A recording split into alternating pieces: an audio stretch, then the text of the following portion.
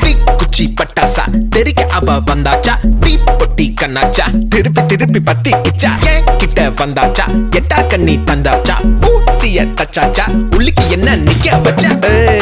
முசு பாத்தி கிடக்காட்டி எந்த கழுசான கலட்டாத. முசு பாத்தி கிடக்காட்டி எந்த கழுசான கலட்டாதே.